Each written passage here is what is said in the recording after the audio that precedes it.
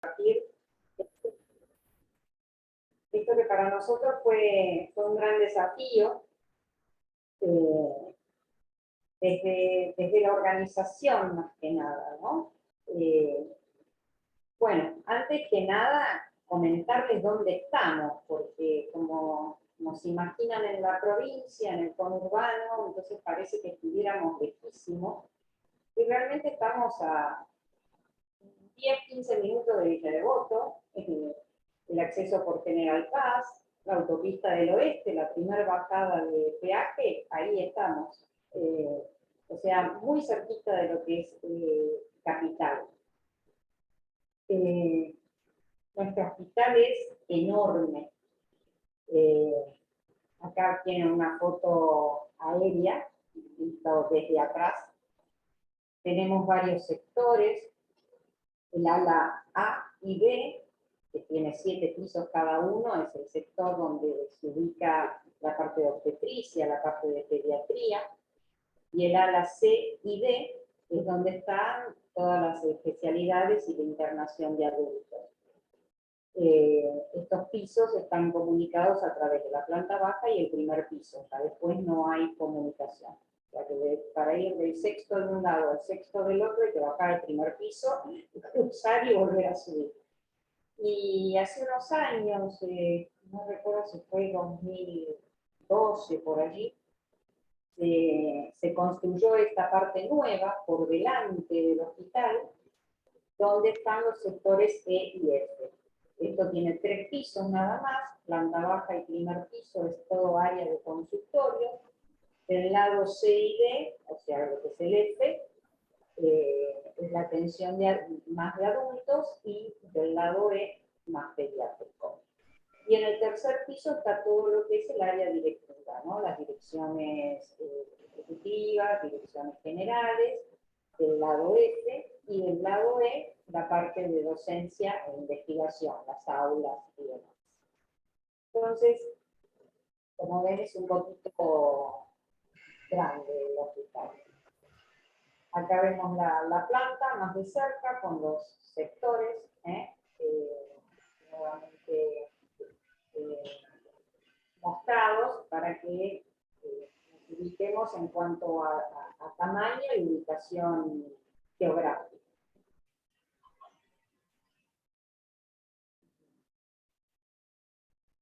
No sé si saben que la provincia está dividida en zonas sanitarias. Nosotros estamos ubicados en la zona sanitaria séptima, ¿sí? Que es esta aparentemente chiquita que se ve acá en la provincia de Buenos Aires. Acá está más agrandado, acá estamos nosotros, pero al estar muy próximos de Capital, de la zona 12, que es La Matanza, de la zona quinta, que es San Miguel, Escobar, Tigre, Pilar, bueno, entonces también recibimos pacientes de todas las zonas aledañas. Entonces, si pensamos en nuestra zona de influencia, la zona de influencia abarca 6 millones de habitantes, para lo cual tenemos disponibles hoy 555 camas, eso contando para adultos, para niños, para embarazadas, 146 camas de cuidados críticos, eso abarca, o sea, el hospital atiende toda la franja etaria, desde el nacimiento hasta la muerte, hasta la adultez. De manera de que las camas también abarcan desde la neonatología hasta camas de adultos. Hay 12 quirófanos, hay hospitales de día, manejamos unos 20.000 egresos anuales aproximadamente, 1 millón de consultas ambulatorias, 20.000 cirugías, casi 4.000 partos, eso depende del año, pero entre 3.400 y 3.800 seguro.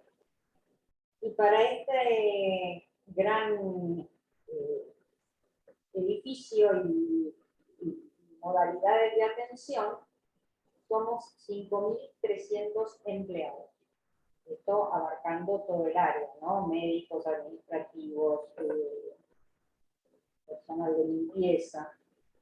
Es muy importante la capacidad de residentes que tiene, hay casi 600 residentes, además los becarios, porque este es un hospital escuela, ¿no? O sea, formamos residentes en todas las especialidades.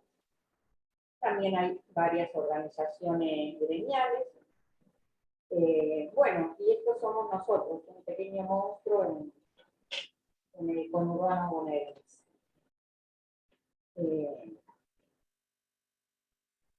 Cuesta mucho pasar las cosas.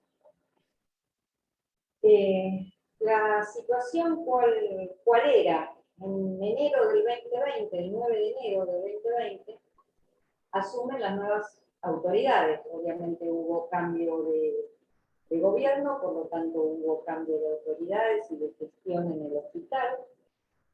Y sin lugar a duda, llegaban con toda la intención, las ideas, la fuerza de hacer su gestión con todo el empuje que trae el empezar una nueva gestión, en el área que sea. Siempre que se empieza algo nuevo, uno trae ideas, trae fuerza, trae ganas de muchas cosas.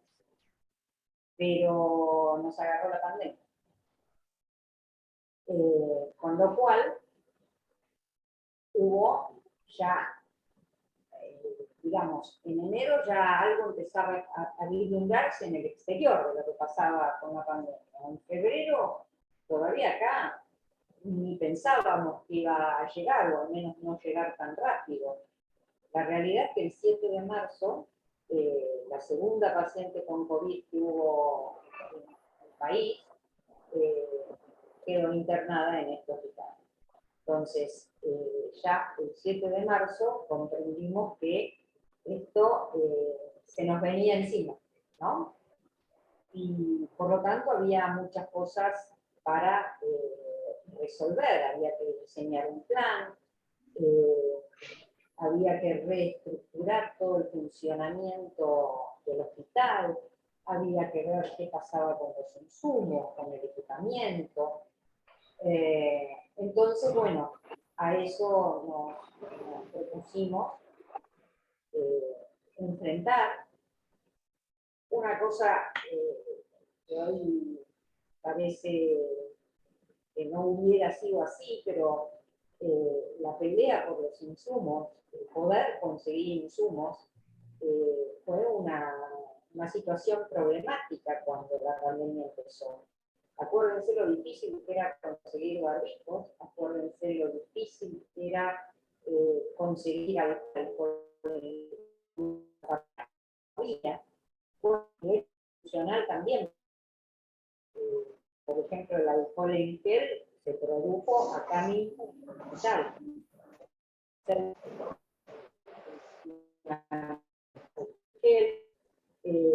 Se consiguió, se compró barbijos de todo tipo, pero también hubo que hacer entender al personal que la protección tenía que estar acorde a la exposición que tenía ese personal. O sea, no podía haber barbijos N95 para todos. El N95 tenía que estar para quien realmente lo necesitara. No se podía dar el lujo de desperdiciar insumos. Con lo cual, esto requirió una capacitación importante. También,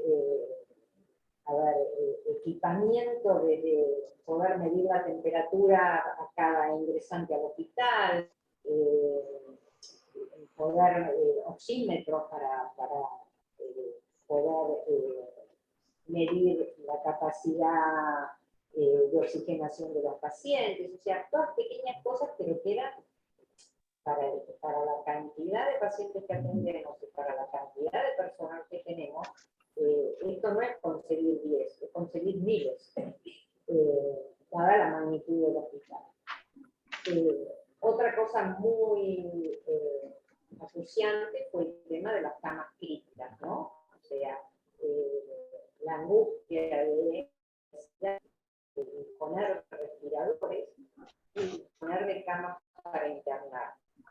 Esto fue un juego muy delicado, pero la cuestión es, no solo es la cama tiene que tener el respirador, recibimos respiradores, y además del respirador tiene que tener personal capaz de atender ese paciente, de manejar ese respirador, o sea, no es solo una cama, un mueble, en la atención de cuidados críticos. Entonces, en esto se trabajó realmente muchísimo. En abril, ya el 6 de abril, se inauguró, este es el momento de la inauguración, se inauguró una nueva terapia para adultos, con 18 camas. Teníamos 2 terapias, en realidad una terapia intensiva con 10 camas y una terapia intermedia con 16 camas. Bueno, se le añaden 18 camas de una nueva terapia, pero al mismo tiempo se remodeló las terapias viejas, o sea, no sumamos 18 camas porque tuvimos que cerrar una para refaccionar y unir las zonas. Entonces durante bastante tiempo se inhabilitaron 9 camas críticas, o sea, en realidad no habíamos sumado 18, hasta ahí habíamos sumado 9, a pesar de la gran inauguración de 18 camas. O sea, todo esto fue día a día ir incorporando lugares de internación. Bueno, la vista de la terapia es muy linda, acá tienen fotos de la zona vidriada, y fíjense que no tienen nada que envidiarle a la mejor prepaga, ¿no? El nivel de la terapia que tenemos. Pero además había que generar, además de las zonas de internación, había que generar zonas de atención ambulatoria. O sea, un paciente sospechoso de COVID tenía que ser atendido en un lugar para tal efecto y separado de otra atención de un paciente no COVID. O sea, no todo era COVID. La gente se seguía enfermando y necesitaba concurrir al hospital por otras cuestiones. Y teníamos que evitar que la gente que llegaba por otra patología se contagiara de COVID. Esto necesariamente implicaba generar circuitos de circulación interna y externa diferentes. Este sector, por ejemplo, se muestra acá, es una sala de espera. Este era el sector que se generó para la atención de pacientes ambulatorios que llegaban con sospecha de padecer COVID. Lo muestro porque es el antiguo lugar donde funcionaba el servicio de hematología. Y este lugarcito de acá era donde yo tenía mi laboratorio en su momento, cuando yo estaba en hematología. Por eso tengo las fotos. Le saqué fotos para recordar lo que era. Ahora, acá funcionaba hematología, hubo que mudarla a otro lugar, y a otro lugar donde funcionaba otra especialidad, y así estaban todas encadenadas las mudanzas en forma secuencial, y a veces eran un nudo bastante grande de resolver, porque en el hospital no sobra 1 metro cuadrado, al contrario, falta, a pesar de ser tan grande. Entonces esto fue todo un desafío que tenía que hacerse en forma secuencial, ordenada, y a pasos muy acelerados, porque la pandemia estaba encima. En este sector, ¿por qué este sector era el apropiado? Acá estaba la hematología, porque tenía el acceso desde afuera y a través de una rampa, o sea, permitía el acceso de discapacitados, y permitía acceder directamente desde afuera, de manera que esta gente que tenía la sospecha de tener COVID no necesitaba ingresar al hospital, al interior del hospital, podía acceder desde allí afuera. En este sentido, lo que escribimos también fue una cabina, porque la realidad es que protegía mucho al trabajador para realizar los hisopados de forma continua. Acá, estoy escribiendo toda la diapositiva y no sé cómo borrarlo. Acá, Perdón, René, si querés poner en ver opciones, borrar todos mis dibujos, me parece que estás haciendo, a ver, donde pones ver opciones, tendría que decir borrar mis dibujos, borrar todos los dibujos. quise borrar, pero bueno, ahí está. Ahí está. Borro. Ahí está. Ahí está.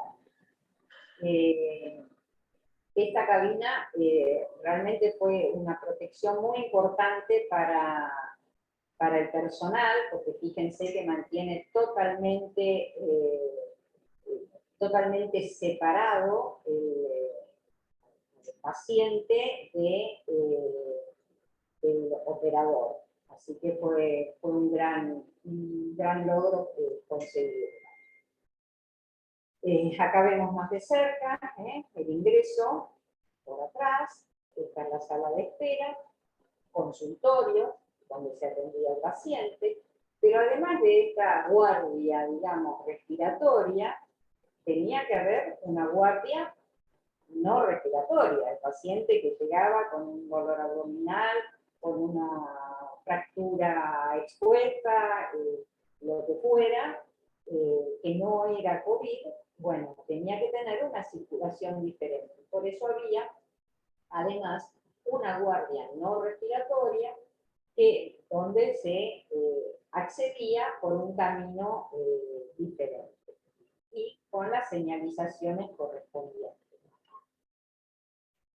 Entonces, la circulación tenía que ser bien diferenciada y tenía que estar pensada dónde se podía y cuál era la mejor opción para generar estas circulaciones diferenciadas. Entonces, teníamos desde el exterior, si era el sector adulto, se dirigía hacia el sector adulto, podía ingresar en forma ambulatoria al lugar donde les mencioné, hasta la planta, a través de la rampa, pero también podía suceder que llegara en emergencia, que llegara por una ambulancia o en camilla. Entonces el acceso se hacía por la zona de atrás, donde se accede con las ambulancias. En el caso de ser un individuo ambulatorio que requería ir a la guardia, pero no por COVID, entonces ese individuo ese paciente entraba al hospital, hacía su ingreso al hospital, donde se le medía la temperatura y demás para permitirle el acceso, y se dirigía directamente a esa guardia C se llama, desde el interior para la atención no COVID. Ahora, en el caso de que un paciente no COVID llegara también en ambulancia, o como se dice, un paciente horizontal, en ambulancia o en camilla, entonces debía acceder por atrás, donde está el acceso de las ambulancias, y tener su circulación para el ingreso a la guardia no COVID. No sé si se entiende el planito, es muy rudimentario, pero tenemos entonces acceso desde el exterior a la zona de la guardia COVID y acceso desde el interior a la zona de la guardia no COVID. Y por atrás, pero por entradas diferentes, los pacientes que llegaran horizontales a la guardia no COVID y a la guardia COVID respectivamente.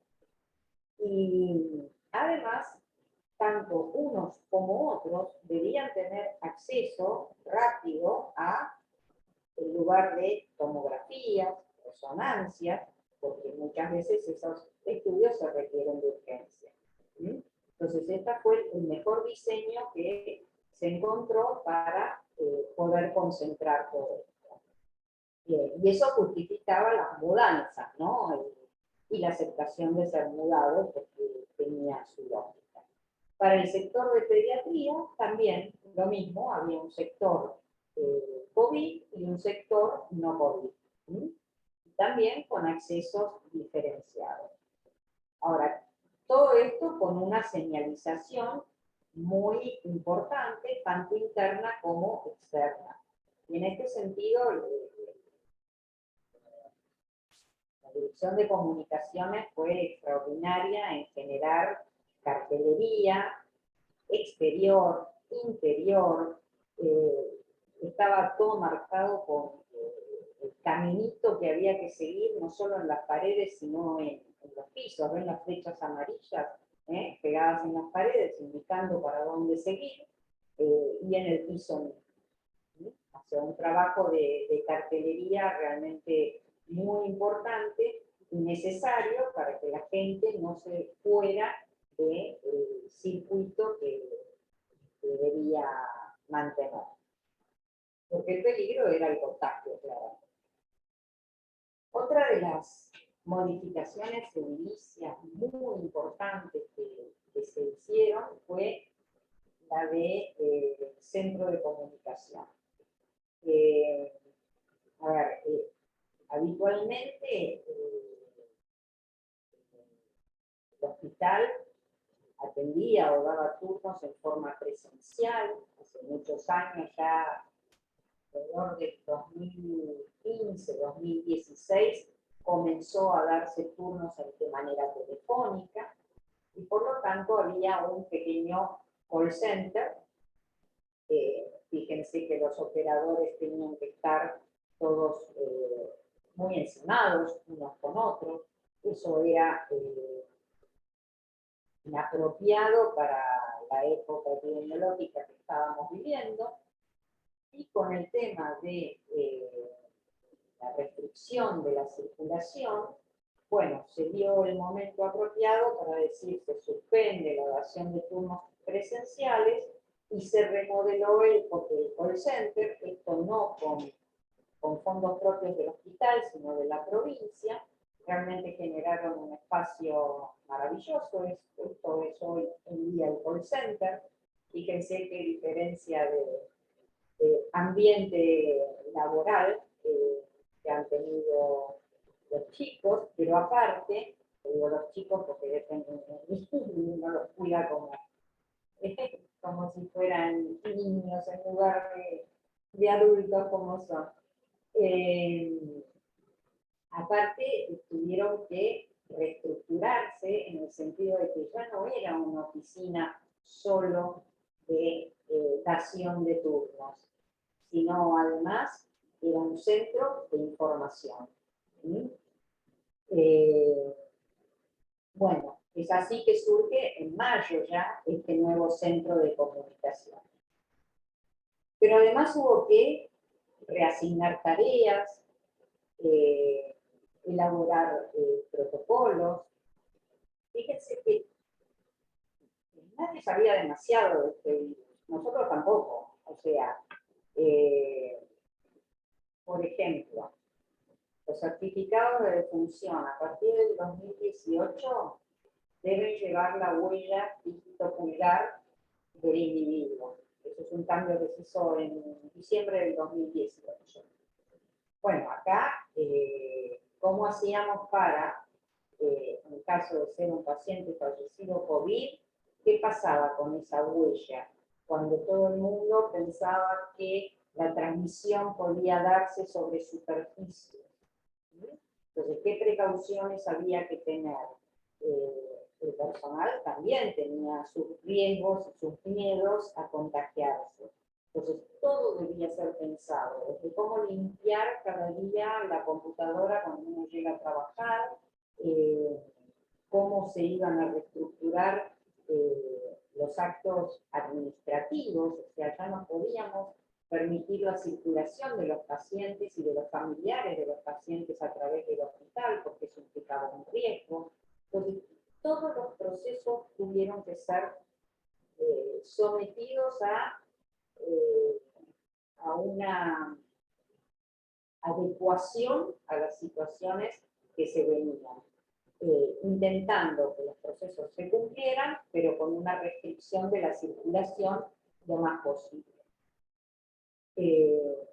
Por lo tanto, esto generó infinitas reuniones de manera de diseñar estrategias, evaluar las alternativas y evaluar sistemáticamente todo lo que se fuera implementando de forma de ir adecuándolo, adaptando a la nueva situación epidemiológica o adaptando cambios porque veíamos que lo que habíamos ideado no funcionaba demasiado bien. O sea, esto fue un proceso continuo y en el día a día. Y además había que informar no solo a la población, sino también hacia el interior del hospital. Todos los circuitos nuevos que se generaban, bueno, éramos 5.300 trabajadores, muchos licenciados, pero digamos, había que informar las nuevas estrategias, los nuevos circuitos. Se generaron realmente reuniones muy importantes y que todavía mantenemos, donde cada sector y cada servicio informa a los demás cuál es su forma de trabajo, su proceso, cómo se relacionan con otros. Realmente se generó una red muy, muy importante de información. Obviamente había que capacitar a todos, y esto parece una cuestión simple, pero si pensamos que el hospital trabaja las 24 horas, que hay turnos de la mañana, turnos de la tarde, turnos de la noche, turnos de sábados, domingos y feriados, entonces había que capacitar, por ejemplo, al personal de enfermería o al personal de limpieza en cómo usar los elementos de protección personal. Bueno, pero había que capacitar todos los turnos, todos los días. ¿Sí? Entonces, el trabajo fue arduo. Y todas las áreas, obviamente. Pero además de las capacitaciones, había que controlar que efectivamente se cumplieran. O sea, uno con decir cómo hacer las cosas no alcanza. También había que observar y comprobar si realmente se estaban cumpliendo o no las medidas tomadas, y reforzar continuamente el tema de la capacitación, el uso de protección, el mantener la distancia, el usar el barbijo, a lo cual se apeló a todas las formas de comunicación existentes. Y esta parte la traigo a colación porque me causó mucha gracia en su momento, fue como un shock. Como cuando uno pone escritos y pone videos serios y demás, uno quizás termina por costumbre no prestándole atención.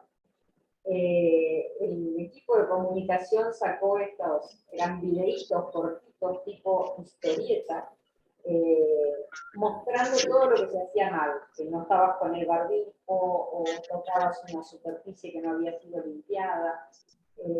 No a todo el mundo le pareció bien esta forma de afrontar la capacitación o el refuerzo de capacitación. A mí me resultó muy novedosa por el shock que producía, uno lo terminaba mirando y comentando, y bueno, esa era la idea, que se tenga en mente qué aspectos había que cuidar o descuidar.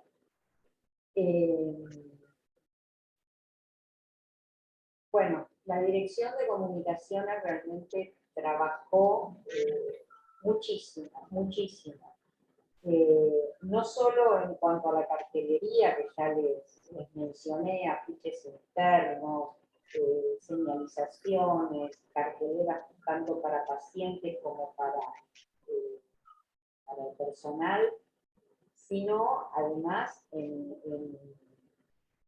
abrir otros canales de comunicación que, si bien el mundo exterior está acostumbrado, desde el hospital no estábamos tan asiduos a utilizarlo, como los sitios web, la intranet, el mail, o sea,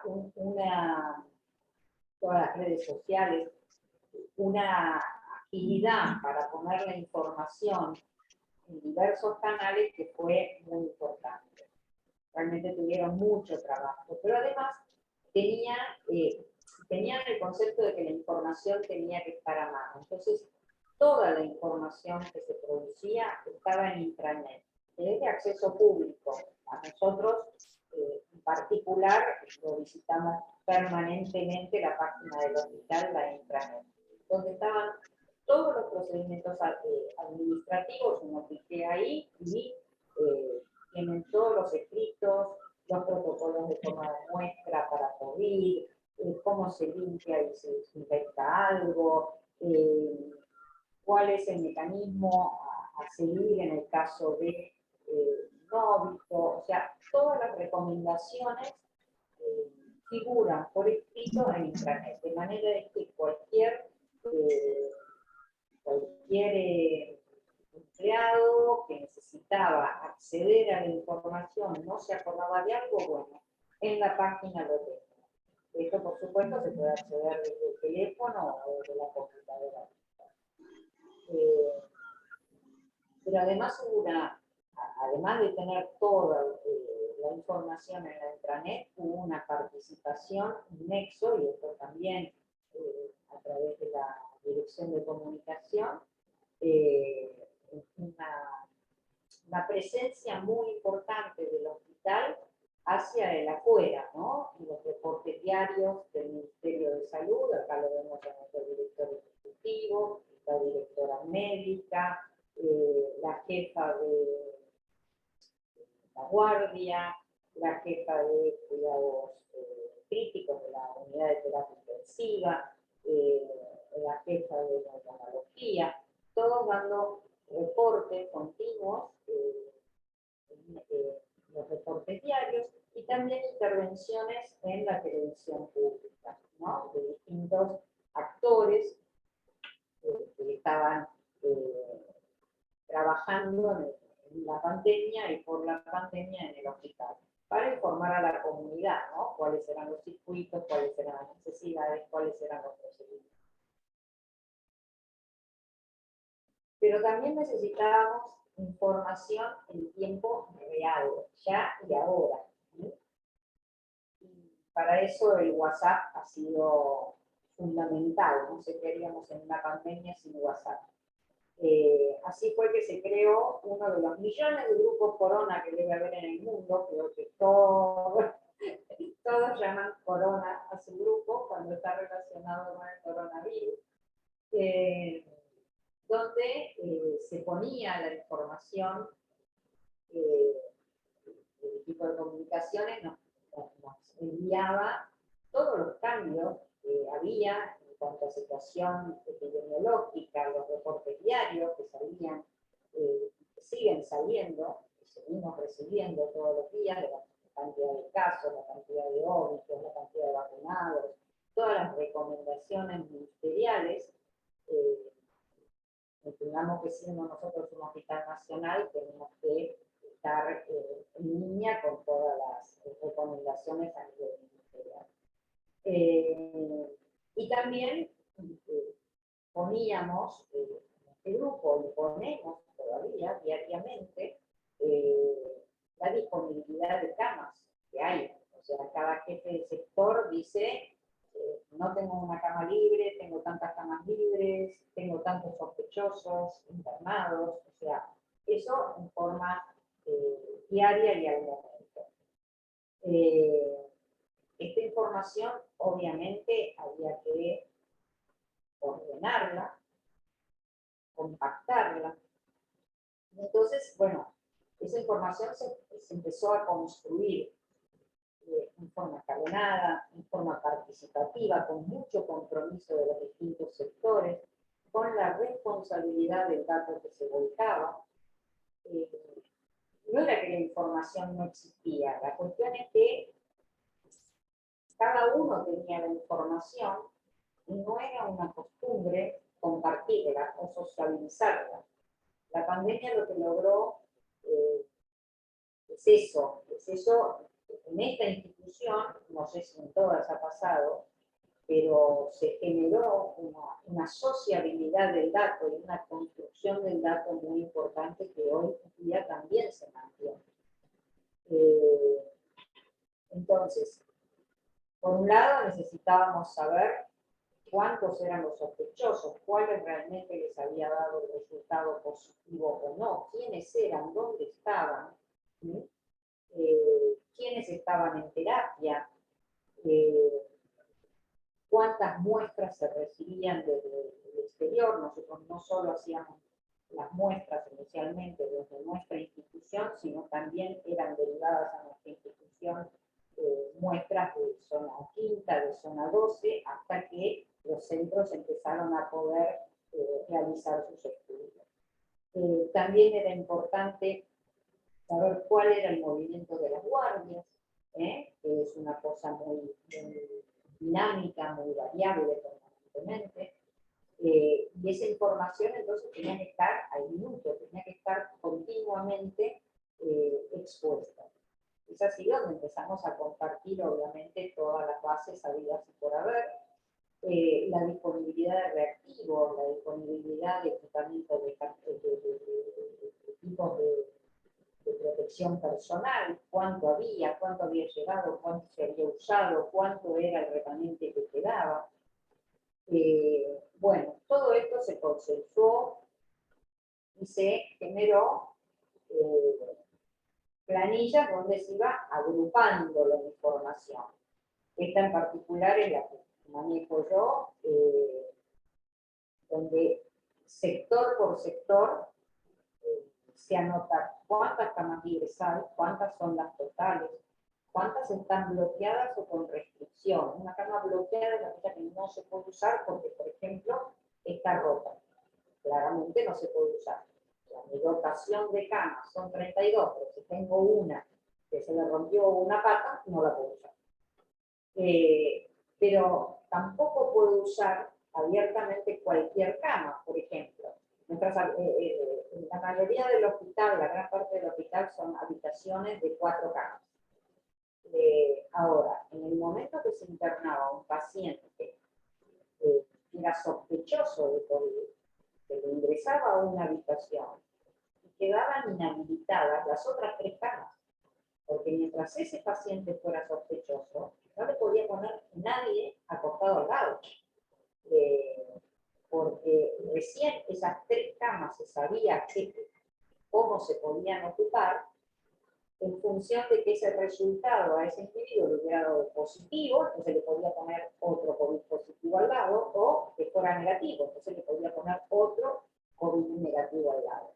Entonces esto restringió muchísimo el uso de camas y era como un Tetris, ¿no? Tratar de agrupar pacientes en la medida en que salían los resultados del laboratorio, del examen clínico y demás, de manera de liberar camas para los próximos.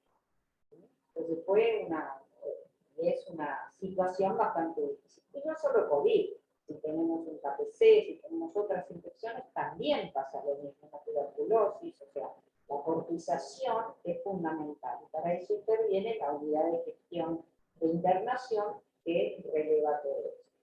Ahora bien, todo esto se agrupa en otra solapa, donde distinguimos cuántas camas críticas hay, cuántas están ocupadas, cuántas están libres, y camas intermedias. La cama crítica es la que tiene el respirador.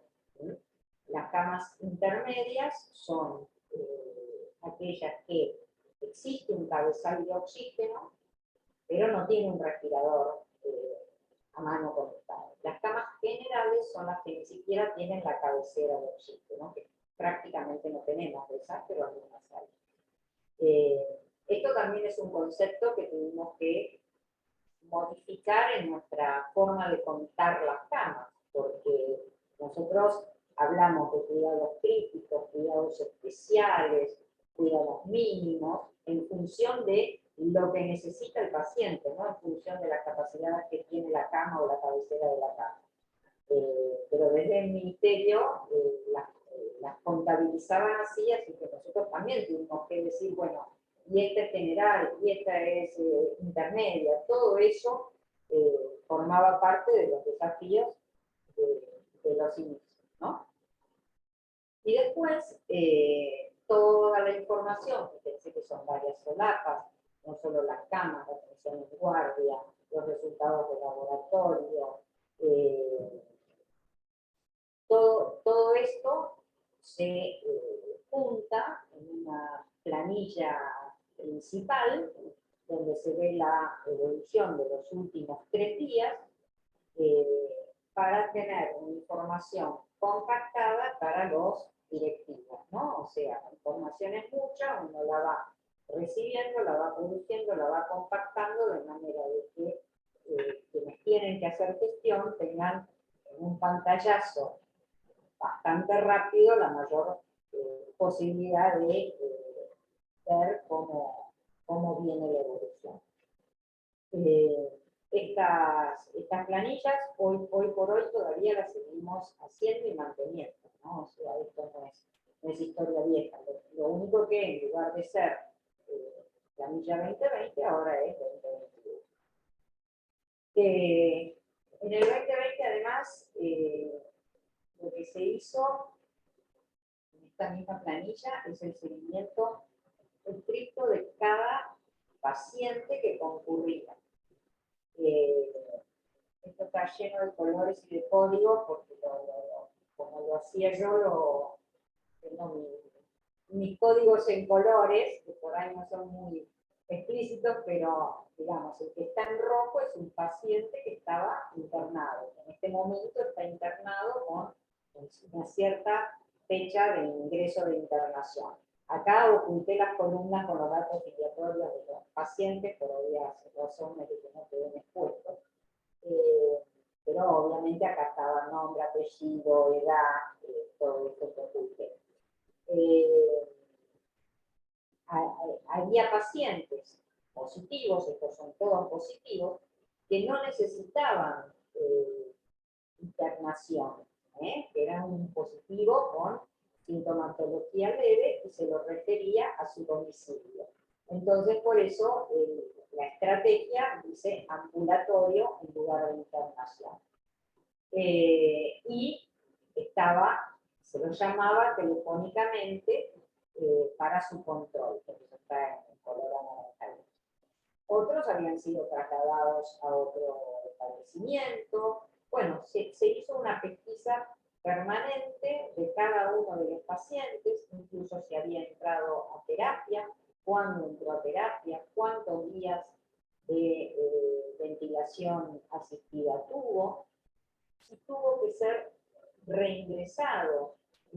Por ejemplo, acá había un paciente ambulatorio, que es el color fucsia, es un paciente ambulatorio, pero que en los seguimientos se ve que empeora y se le indica reanudar, o sea, se le indica volver al establecimiento, por eso dice reanudar.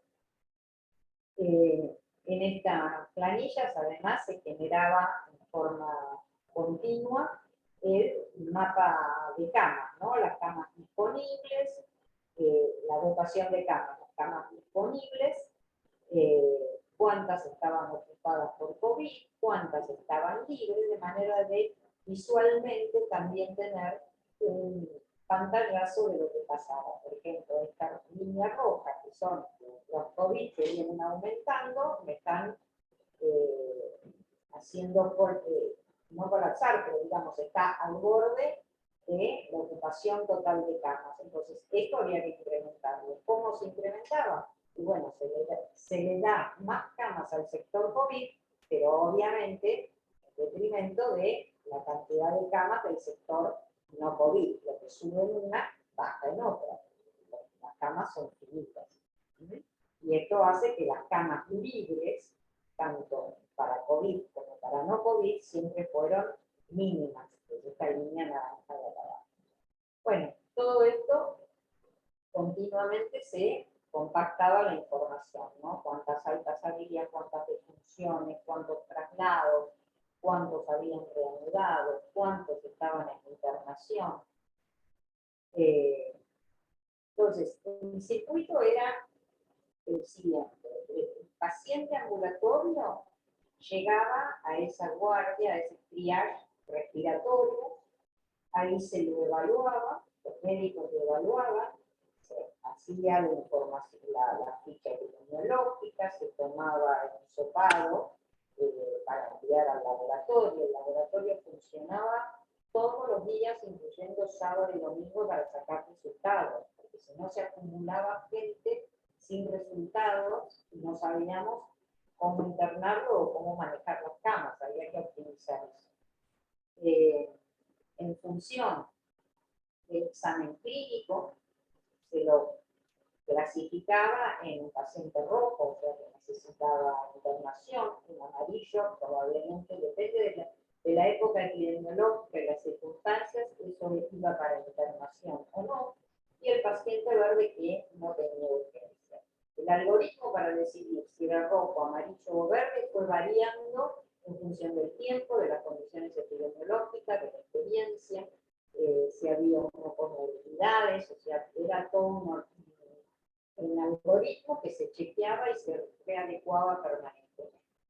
La cuestión es, bueno, ese paciente podía haber terminado internado, listo, ya estaba en la institución y cuidado por la institución, o podía haber sido mandado en forma ambulatoria a su domicilio. A partir de ahí, tenía que tener un seguimiento desde el hospital. Al negativo, informarle que era negativo, cuando tuviera el resultado del laboratorio. Y al positivo, seguirlo continuamente para ver si los síntomas empeoraban, hacerlo volver a la institución para su reevaluación. En el caso de que no requiriera mayor atención, bueno, finalizaban los controles telefónicos y se hacía una referencia al municipio donde vivía ese paciente. De esto se encargaba la oficina de referencia y contrarreferencia.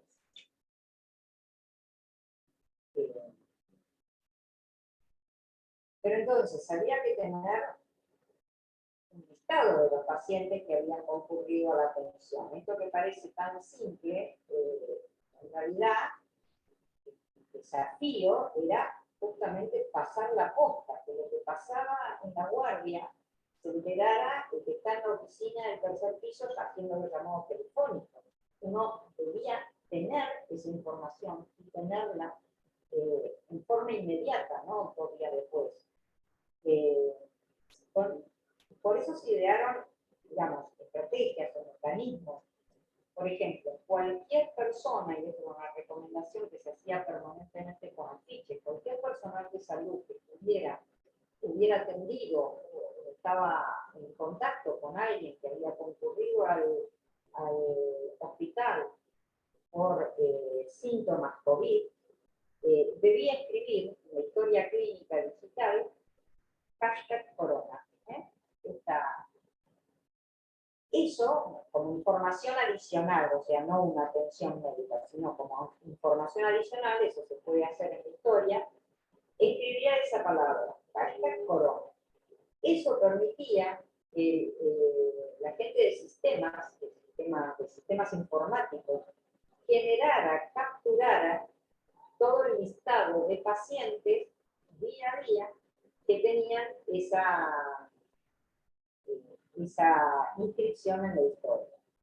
Ahí se generaba todo un listado con los datos del paciente, a partir del cual otro grupo de gente volcaba los resultados del laboratorio que sabían permanentemente, día a día. El laboratorio no guardaba muestras y guardaba los resultados 3 días más tarde. Los resultados estaban en el día, excepto que la muestra hubiera entrado después de las 5 de la tarde, 4 o 5 de la tarde, por ahí el resultado estaba a primera hora del día siguiente, pero si no estaban en el día.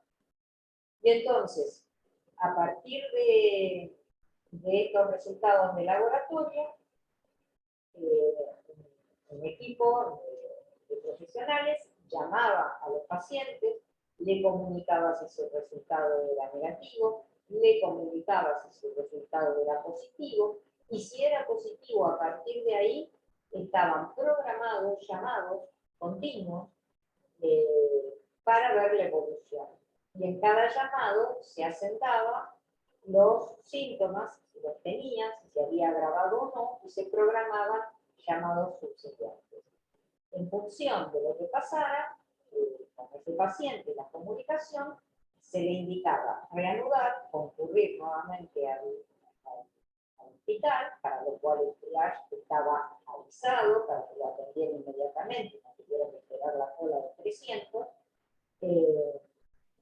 o se lo continuaba hasta que desaparecían los síntomas y se le daba el alta epidemiológica, y se referenciaba a su municipio.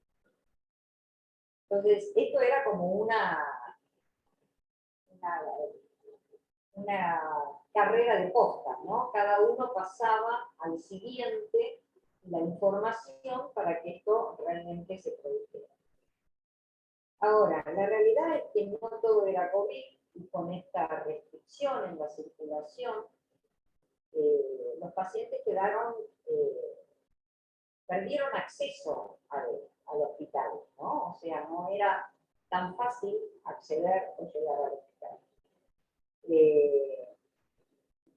La atención estaba muy restringida, la atención ambulatoria, y esto por varios motivos. Primero, porque había que restringir para no, digamos, esparcir la epidemia. Pero además teníamos muchísimo personal con licencia, porque eran personas de riesgo, o porque tenían niños pequeños. El decreto ministerial indicaba licenciar porque no había colegios, y además había un montón de funciones que se estaban cumpliendo que no eran las habituales. O sea, había médicos en lugar de estar atendiendo, no sé, urólogos, en lugar de estar atendiendo su especialidad, tenían que hacer los hisopados en la guardia COVID. O sea, había una reasignación de tareas impresionante. Y esto obviamente restringía la posibilidad de atender. Pero entonces había que generar canales de comunicación con los pacientes de siempre y con los nuevos que necesitaran atención.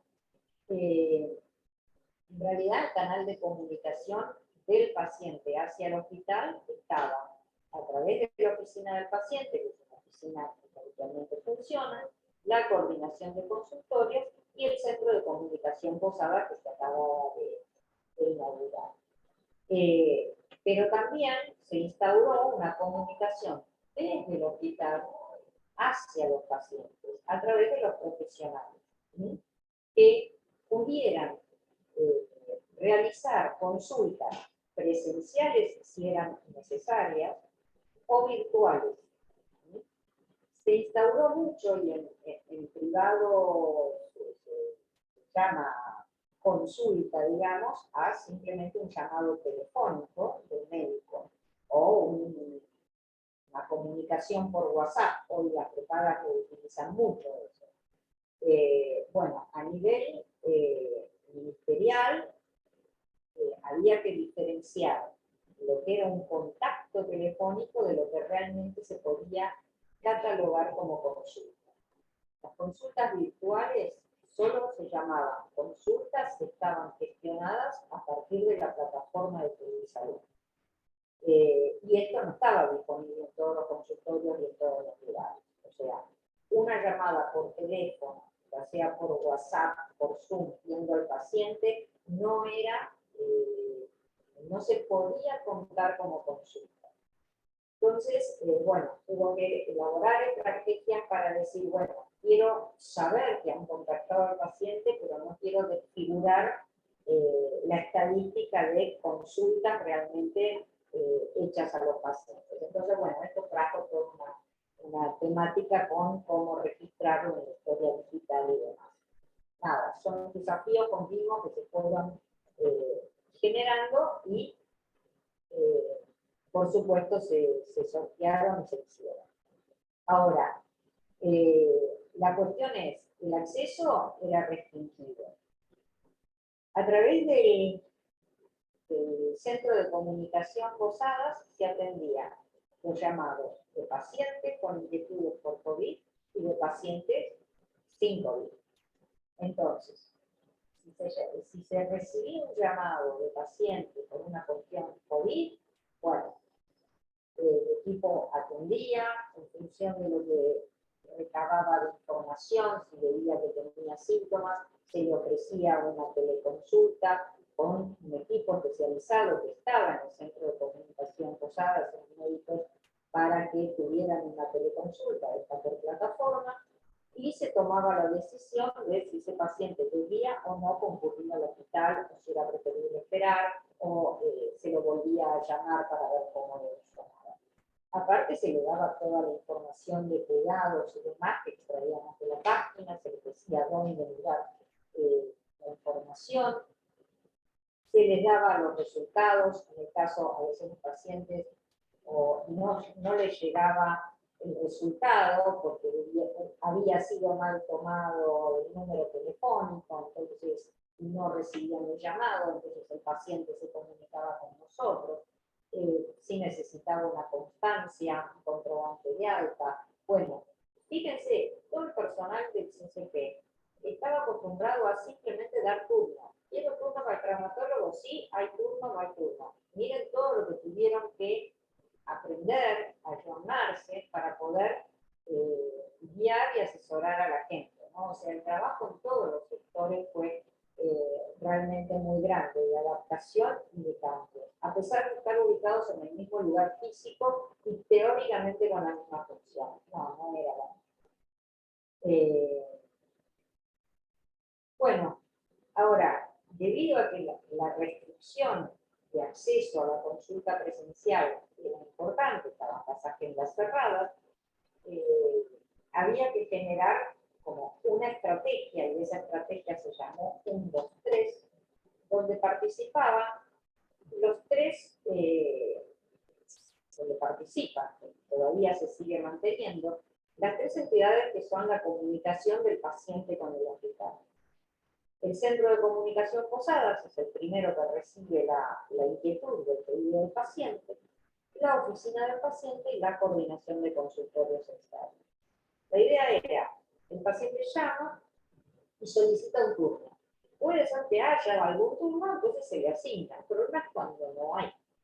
Entonces, en función de las necesidades de ese paciente y la situación de ese paciente, se vuelca los datos a la oficina del paciente. La oficina del paciente que tiene más tiempo como para entablar una conversación, interiorizarse del caso, informarle al paciente si hay otro lugar en el municipio cercano donde pueda hacerse, supónganse, un control que deba hacerse, o enterarse de que no, que esta es una situación que requiere atención, y que es un paciente del hospital y que no sabe cómo acceder. Bueno, en ese caso lo pasa a la coordinación de consultorios externos que realiza una gestión específica con el servicio que corresponda para que ese paciente sea atendido. Entonces, la idea es estratificar a los pacientes según su riesgo. El que sí o sí requiere la atención, ya el que la requiere en un plazo de 1 mes, 2 meses, o el que puede realmente esperar. Y esto es para distribuir en forma equitativa, no igualitaria, sino equitativa, la disponibilidad de consultas que es realmente limitada. La realidad es que nunca alcanzó la oferta a la demanda, pero en este momento esto es mucho más notorio, ¿no? Porque además está más entonces, bueno, lo que hace esta estrategia es priorizar la atención de patología no COVID de acuerdo al riesgo. Una cosa muy importante es que en todo este periodo de pandemia se sostuvieron y se hicieron muchísimas cirugías oncológicas. El paciente oncológico no puede esperar, no podía esperar a que pasara la pandemia. Entonces, se priorizó mucho el mantener las cirugías y sobre todo las oncológicas. Otra situación que no puede esperar y había que resolver son las pacientes obstétricas, o sea COVID o no sea COVID, vienen a parir y eso no se puede parar ni se puede diferir. Entonces, todo eso había que prever. Entonces es así como en realidad teníamos un circuito prehospitalario, un hospitalario y un poshospitalario, ¿no? Una estrategia para todo esto. Por un lado, el prehospitalario involucraba al centro de comunicación Posadas, pero también involucraba a los servicios que, teniendo su nómina de pacientes crónicos habituales, se comunicaran con sus pacientes para saber cómo estaban, asignarles turnos presenciales o lo que fuera. En el circuito hospitalario, bueno, la atención por emergencia COVID y no COVID, adultos y pediatría. La internación también separada, adultos y pediatría. Las estrategias de telemedicina para consultas entre profesionales. Y una cosa que me olvidé de comentar, la donación de sangre. La donación de sangre se vio restringida y las cirugías seguían. Entonces, otro desafío fue mover todo lo que es la donación, el equipo que recibe y realiza la atención de donantes de sangre, moverlo afuera del hospital, digamos, a uno de los edificios externos, para poder dar atención a los donantes sin que tuvieran miedo de contagiarse, porque si no, no venían al hospital. Bueno, en el posoperatorio, en el poshospitalario, perdón, la situación era atender con consultorio posalta a los que habían egresado por COVID, se generó una atención especializada ambulatoria para ellos y todo el equipo de seguimiento telefónico para los que estaban en forma ambulatoria.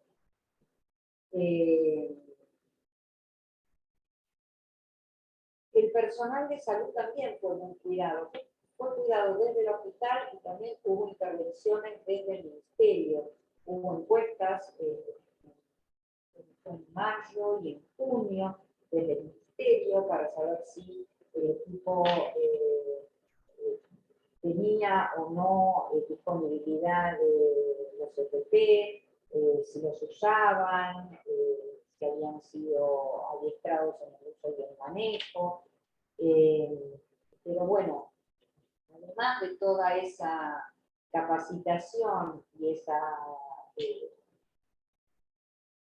pesquisa por parte del ministerio de si se cumplía o no el cuidado de los trabajadores, además desde el hospital se generó, a partir del equipo de salud mental, una estrategia de botón rojo. O sea, cuando había situaciones de desborde o de falta de contención hacia adentro de los trabajadores, se podía activar este botón rojo y el equipo de salud mental diagramaba encuentros y contención para los administrativos o profesionales que así lo requirieran. Y realmente funcionó muy bien. hubo un seguimiento del área de recursos humanos de cada trabajador, si se enfermaba o no se enfermaba, si estaba licenciado. Se realizó, se formó el consultorio de alta de las ART, o sea, si el trabajador se enfermaba trabajando, obviamente corre la ART, y el alta corresponde a partir de la ART. Y eso retrasaba mucho la vuelta de los trabajadores que eran indispensables. Entonces se generó el consultorio de alta de la ART en el mismo hospital para que acelerar esos procesos. Bueno, la información tenía que llegar, había informes para los trabajadores, había informes para los directores en forma diaria. Acá vemos, por ejemplo, se informa cuántos partes médicos hay, cuántos fueron por COVID en el día, acá, cuántos trabajadores se han aislado por COVID, no quiere decir que se hayan contagiado, pero sí aislado por ser contacto estrecho, por lo que fuera, cuántos se habían reincorporado, cuántas cirugías se habían hecho, cuántos partos hubo en el día, cuántas muestras se recibieron, cuántas defunciones. Todo esto era informado día a día a los trabajadores, a los directivos. La información obviamente depende de quien la recibe, que eran los datos más relevantes en todo. También se formaron reportes periódicos, acá agrupados por mes o por trimestre, hasta que llegaron los boletines semanales, ¿no? Que hasta hoy mantenemos, donde está toda la evolución de la internación, la detección y demás. Todo este material está en la página, en la intranet del hospital. Se puede acceder acá en la solapa de COVID, acá están todos los boletines epidemiológicos del hospital.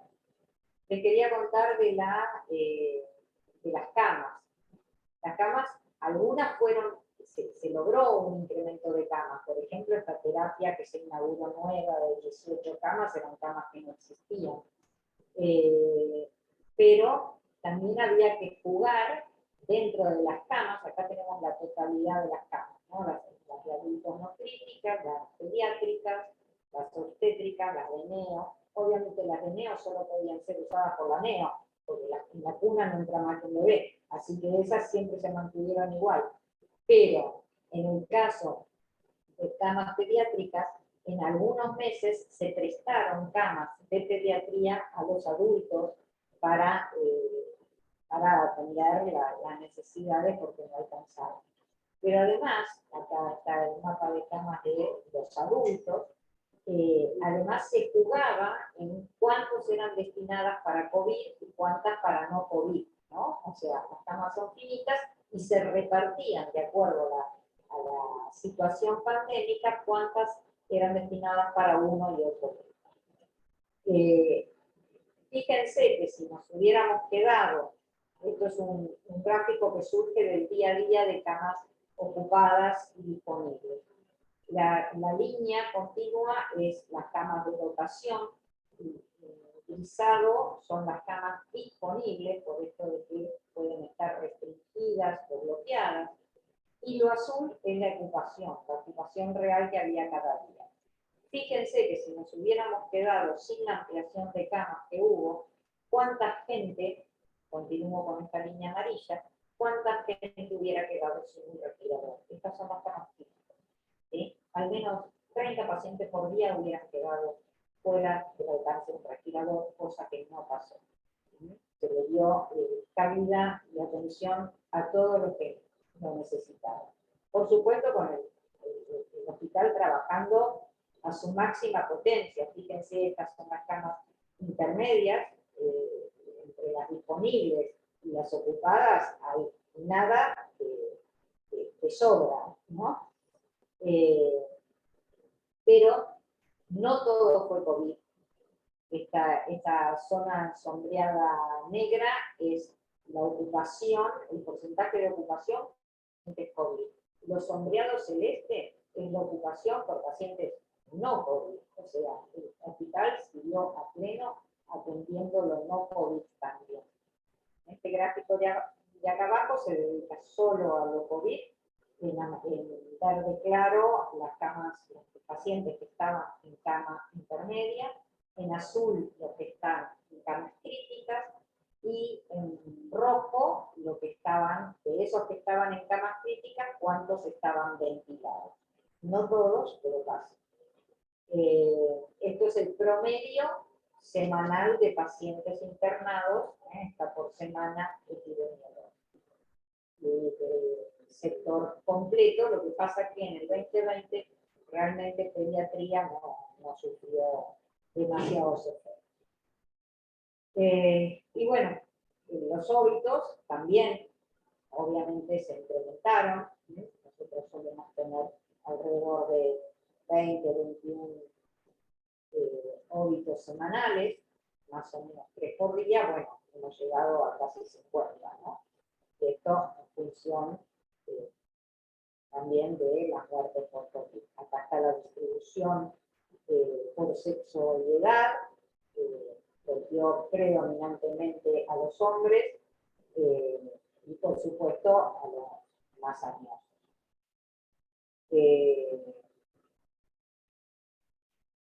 La realidad es que pasó la primera ola, aflojó un poco, pudimos darle mayor desarrollo y atención a la demanda de pacientes no COVID, reactivar un poco lo que era la docencia, la investigación, planear el plan de vacunación, o sea, empezar a tomar un poquito de aire en otras cosas, pero vino la segunda ola. Y entonces, en la interfase, que toda esta zona de consultorios estaba en la pandemia vacía, comenzó a llenarse. Las consultas ambulatorias que habían caído un mínimo en abril, poco a poco fueron aumentando a lo largo del año, a la medida que se pudo. Nunca llegaron al valor inicial que traíamos en el 2009. Las consultas telefónicas que habían llegado a su pico en el periodo de la pandemia empezó a bajar, consecuentemente de que se podía atender más en forma presencial. Pero vino la segunda ola y entonces en el 2021, fíjense cómo habían bajado los contactos telefónicos porque se había aumentado lo presencial y rápidamente se retomó la estrategia de llamar a los pacientes. O sea, esto pudo darse en forma rápida y enseguida porque ya teníamos la experiencia del 2020, ¿no? O sea, ya estaban los mecanismos instaurados para que esto fuera más rápido. Obviamente de vuelta el tema de los insumos, pero claro, ya no había problema ni con los barbijos, simplemente había que reponer oxímetros, termómetros, los insumos no fueron la dificultad que fueron en el 2020.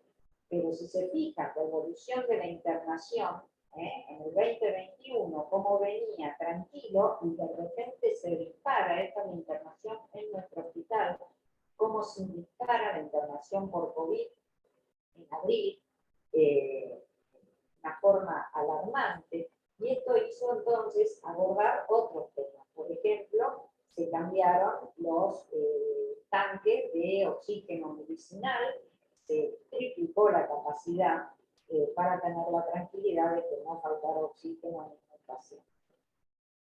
Son, digamos, cambios y estrategias a gran escala, pero fíjense cómo desde el barbijo hasta el tanque medicinal, en todo hubo intervención. Y bueno, vino la segunda ola, y la segunda ola, como la ven acá, no es más que la repetición de la primera corrida en 12 semanas.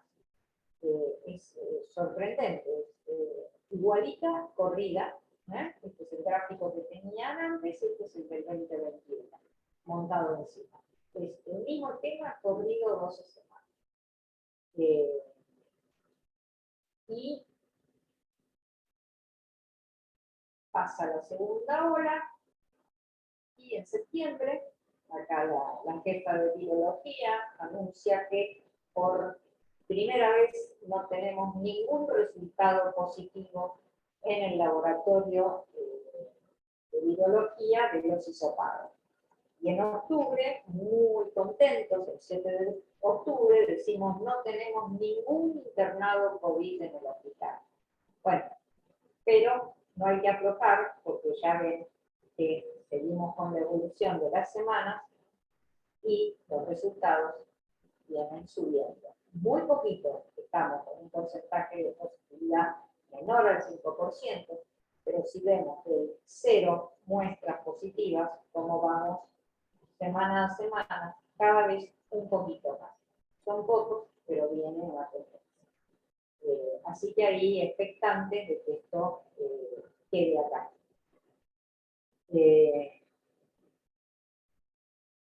Esta es la mortalidad en el 2021 sobrepuesta a la mortalidad en el 2020.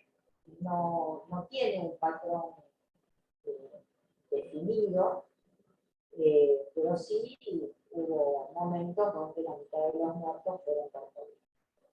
O con COVID. En realidad, para decir que fue muerte por COVID, hay que hacer un análisis muy minucioso de la historia clínica y ver las causas. Pero entonces, no importa si fue por COVID o con COVID, uno puede evaluar lo que es la tasa de mortalidad completa.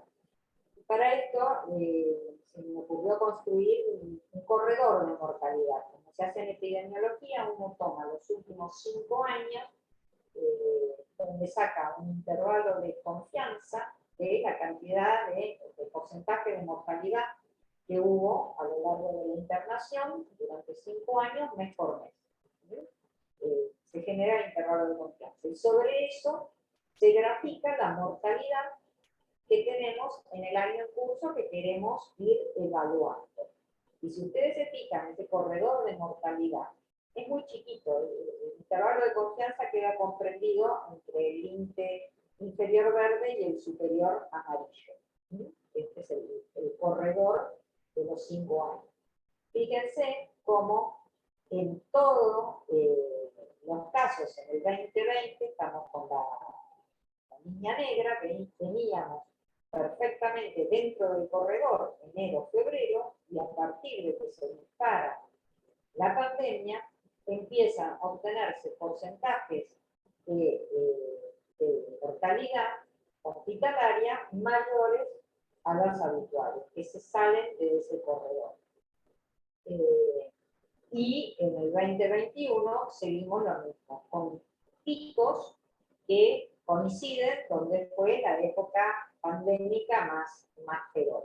Y retornando poco a poco a la normalidad, o sea, esta línea esperemos que en noviembre, si no pasa nada, vuelva a introducirse dentro del corredor.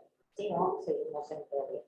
Esto es lo que se llama también exceso de mortalidad, ¿no? Que no importa si es un paciente COVID o no COVID, porque el no COVID también retrasó su atención.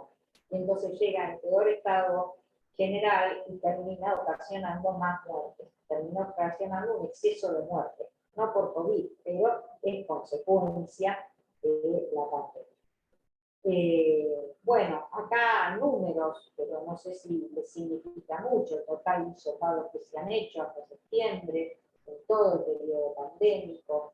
Hubo diagnósticos también por nexo y trastornos sensitivos, la cantidad de hisopados positivos, la cantidad de internaciones COVID que tuvimos, 2.800.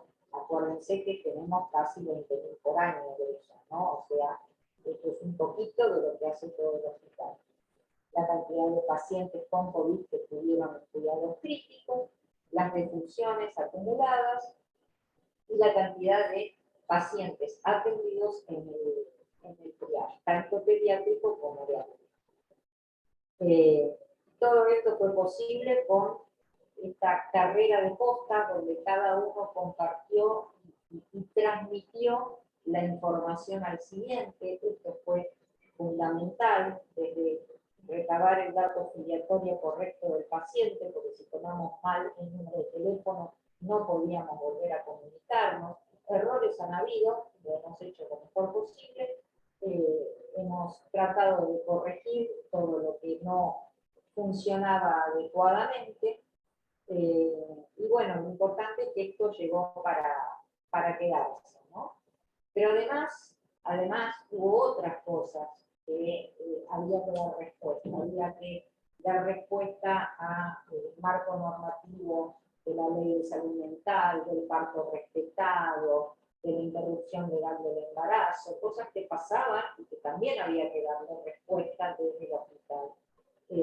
Recategorización del personal, certificación de procedimientos por normas ISO, adecuación de las guías farmacológicas, elaborar el plan estratégico institucional que lo estamos elaborando para desde el 2022 al 2025, abarca ese periodo, quiere decir dónde estamos, a dónde queremos llegar y cómo vamos a llegar. Bueno, todo esto hubo que afrontarlo y lo estamos afrontando. Se desarrolló el portal del paciente, de manera que el paciente pueda acceder a sus resultados de laboratorio y demás por internet. Se organizó una red de recepción de muestras. El paciente que no vive tan cerca del hospital, pero se atiende en el hospital, que pueda sacarse la muestra de sangre en otro lado y enviarla al hospital, de manera que no tenga que trasladarse. Se van a hacer las jornadas de investigación ahora este mes. Se digitalizaron distintas zonas, se está generando todo un sistema de farmacia alucinante para recepción y dispensación de la medicación hospitalaria, y se está licitando una nueva historia clínica electrónica para el hospital, y se están digitalizando todas las historias clínicas que tenemos en papel. Esto empezó la semana pasada. Así que no solo COVID, sino un montón de cosas que claramente se han hecho con el empuje y el esfuerzo de cada trabajador y cada directivo del hospital. Así que, bueno, no sé si estoy muy excedida de tiempo, pensé que empecé a correr un poquitito como para dejar tiempo si quieren hacer alguna pregunta o si les quedó, no sé si fue la expectativa que tenían, este pantallazo de la actividad hospitalaria. Bueno, lo que quieran. Bueno, muchísimas gracias, René. La verdad que súper interesante. Y sobre todo la cantidad de gestión que hay que hacer y cómo amalgamar todos los datos, ¿no? Cuántas cosas que no tenemos en cuenta. Uno siempre lo hace, planifica siempre a pequeña escala. Entonces, planificar a gran escala requiere realmente todo una visión muy amplia. Exactamente, eso es lo que uno cree que solamente, bueno, los insumos, las camas, bueno, todo lo que hay detrás, ¿no es cierto? Me parece que es algo completamente o bastante alejado de lo nuestro, pero me parece que nos da un pantallazo que realmente vale la pena. Bueno, no sé si quieren hacer alguna pregunta, estamos un poquito pasados de solo horario, un comentario, breve comentario. Gracias, René, por la charla, la verdad que estuvo muy buena. Y la verdad que da ganas de salir a aplaudir al balcón, como salíamos a veces a aplaudirlos, y después dejamos de hacerlo. Y esta charla, la verdad que nos vuelve a traer a la memoria todo el esfuerzo que ustedes hicieron. Algo de eso conocíamos, yo tengo amigos en el Posadas y en el Garrahan, y sé del esfuerzo que han hecho, pero la verdad que verlo en los números que nos mostraste muestra una dimensión enorme del trabajo y el esfuerzo que han hecho. Ustedes y otros más, ¿no? Así que muchas gracias. Sí. Yo también quiero comentar la impresión favorable que me hizo ver la modernización del Posadas, porque yo me crié entre Ramos Mejía y Aedo, y lo tenía como un centro de referencia, y veo algo totalmente diferente y además veo cómo se ha comportado de lo que se deduce de tu charla el material humano que tiene que haberse puesto con todo, concertado, compartido, y la verdad te felicito por la función que has cumplido en la tarea de coordinar, y todos los que te han seguido también. Es mi felicitación y mi admiración. Sí, la verdad que lo más sorprendente o lo más lindo que nos dejó la pandemia es esta capacidad de compartir, de conectarnos, de sentirnos todos uno. Fue enseguida eso, que empezaba la pandemia. Y necesitábamos que fuera así, porque si no, no podíamos seguir adelante. Cada trabajador en realidad trabajaba el doble porque había más trabajo y menos personal, o sea, mucho personal licenciado, alcanzado por comorbilidades, por lo que fuera. Entonces había que acaparar, la verdad que mucho más trabajo. Y bueno, y todo el mundo se puso al hombro, o sea, que un cirujano esté hisopando, es sorprendente, ¿no? Y sin embargo iba. El triage funcionaba a las 24 horas. Después, a medida que se restringió la demanda, se bajó de 8 a 20. Y después de 8 a 14. Pero eso en función de la actividad pandémica. Pero durante meses trabajó las 24 horas del día. Eso hizo que administrativos pasaran a trabajar de noche, cosa que no habían trabajado nunca. Se les pidió, por favor, quién puede ir, y le levantaron la mano y fueron. Así que, realmente, todo muy, muy comprometido. Bueno, René, gracias por la actualización que decís. Volver a vivir, pero a 10.000 por velocidad de la que uno vivió, y estar en la trinchera es muy difícil. Así que gracias a todos los que están todavía en el hospital. Y una pregunta, ¿hay idea de todos los que se contagiaron, del personal de ustedes, y cuáles fueron los más proclive a la infección?